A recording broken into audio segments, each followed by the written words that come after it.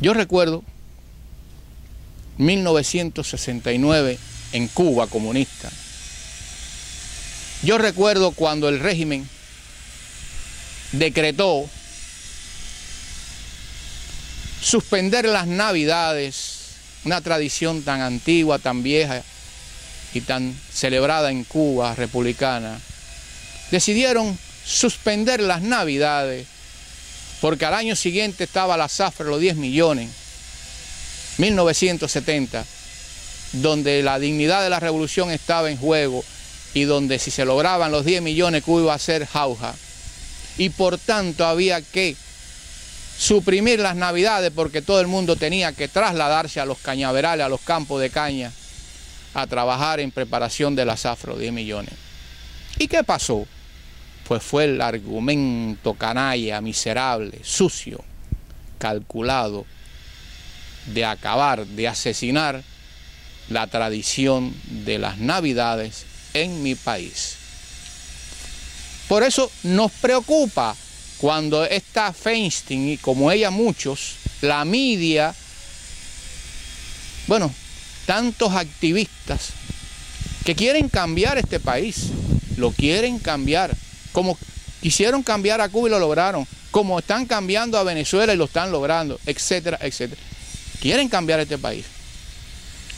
Pero lo peligroso es que la Feinstein empieza quitando las armas de asalto y sabe Dios hasta dónde puede llegar.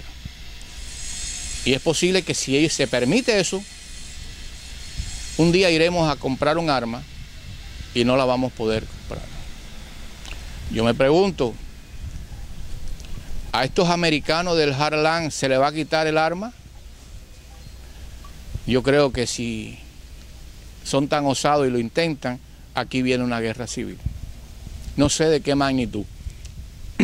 A propósito de las armas de asalto. A propósito de las armas de asalto. Vamos a poner ejemplos gráficos que yo he vivido. Vamos a hablar de los años 60 en Miami, cuando empezaron a llegar los cubanos y empezaron a luchar contra los comunistas en Cuba. Cada día, todos los días salía una embarcación para allá a enfrentarse a los comunistas. Y un día en el Noroeste, es una comunidad que vive ahí, tuvo problemas con la comunidad cubana y amenazó con cruzar la calle Flagler e ir a acabar allá en el Southwest con los cubanos. ¿Y qué pasó? Que cuando llegaron a la calle Flagler se encontraron camionetas, carros, personas, todo el mundo con fusiles, con rifles, con ametralladoras hasta calibre 30, porque eran los tiempos que los cubanos iban armados a pelear contra los comunistas de Cuba. Y cuando ellos vieron aquello, la magnitud de aquel arsenal y de aquellas personas dispuestas a todo, regresaron a su punto de partida. Vamos a hablar de los años 80. En los años 80, a partir del éxodo por el Mariel, aquí se produjo una gran confrontación en la comunidad afroamericana porque un latino mató a un moreno, una persona afroamericana, y ese fue el argumento para que se produjeran enormes riots, donde se empezaron a dar candela a su propia barriada. Más de 17 muertos. Recuerdo aquel matrimonio de cubanos mayores que lo mataron tirándole bloques en la cabeza. Aquello fue un horror. Pero antes de que llegara la Guardia Nacional, había muchas personas que tenían propiedades y negocios en esa área. ¿Y qué hicieron? Cuando estaban amenazados que le quemaran sus propiedades, sus negocios, pues exhibieron todo tipo de armamento, no revolvitos de 6 balas, todo tipo de armamento, y le dijeron, come and get him.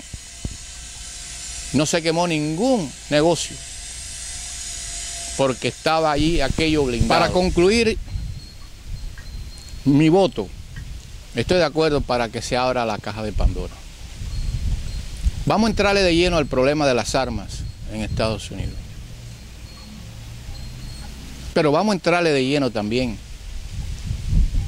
a esas industrias que están contribuyendo a cosas feas y que aquí políticamente correcto no lo quieren tratar, porque no es un atentado con la segunda enmienda.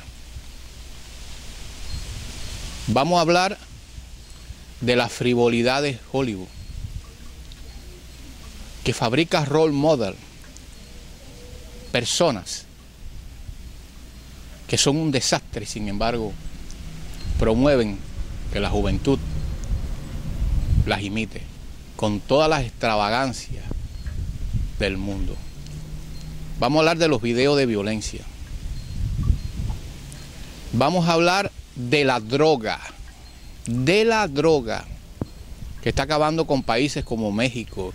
En la Europa esta civilizada, esos países a nivel de droga y de estamentos morales está muy mal, está en declive, está en decadencia y no saben cómo salir del hueco. Vamos a hablar por qué se quitó a Cristo de las escuelas. Vamos a hablar del servicio militar obligatorio. Vamos a hablar de los medicamentos que se le están dando a los jóvenes, a lo mejor sin ese gran control. Vamos a hablar de muchas cosas. El presidente, con su elocuencia de siempre y que le caracteriza, estuvo ahí en Sandy Hook y se dirigió a los familiares, a los ciudadanos, a la nación y al mundo. Pero en cierta forma él capitalizó ese interés que él tiene también sobre el gun control. Bueno, pues si va a haber un debate nacional como él planteó, un encuentro nacional de todas las fuerzas vivas de Estados Unidos, vamos a entrarle de lleno no solamente al problema de las armas, sino todas las demás cosas que yo he señalado. Hay momentos en la historia de la humanidad que necesitan, que obligan a hacer cosas, a practicar cosas que normalmente no se aceptan. Yo creo que esa mañana a las 9:30 del 14 de diciembre en Hook, en el pueblito de Hook, se produjeron cosas tremendas, pero también hay un mandato cíclope. Como esos adultos, maestros, que demostraron de lo que son capaces los maestros, los buenos maestros, cambiaron sus vidas por la de los niños. Cambiaron sus vidas por la de los niños. Y hay una maestra de origen de ancestro puertorriqueño que fue la heroína.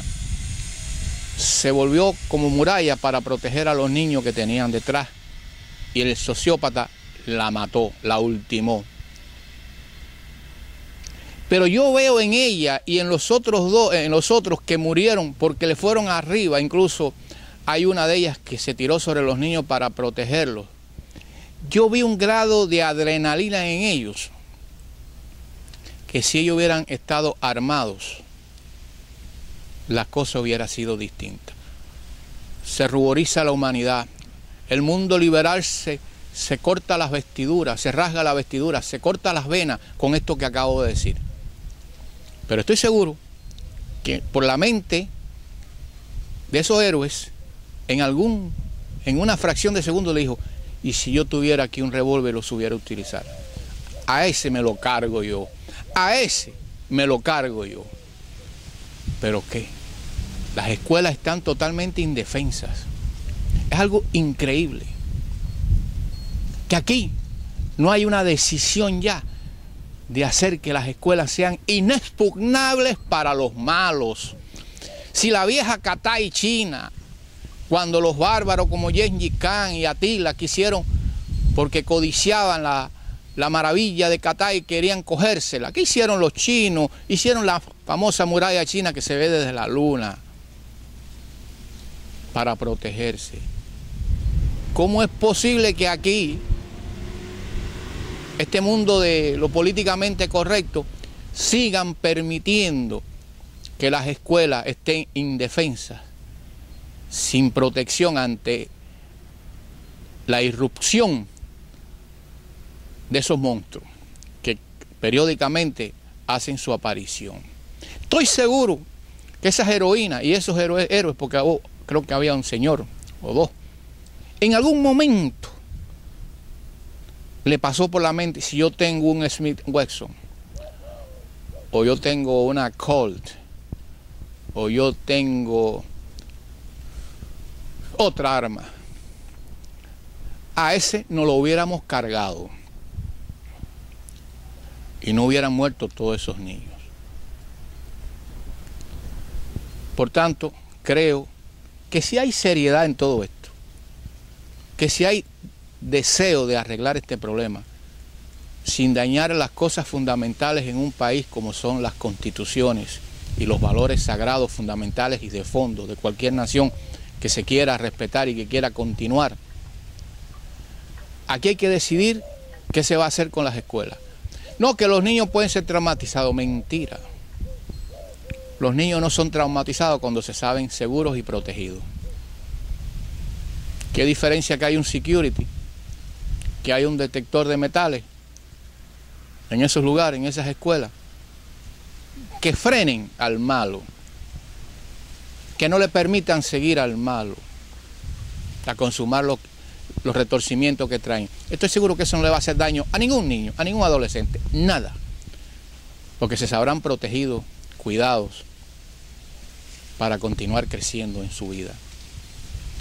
Es hora de romper muchos mitos y muchos tabús.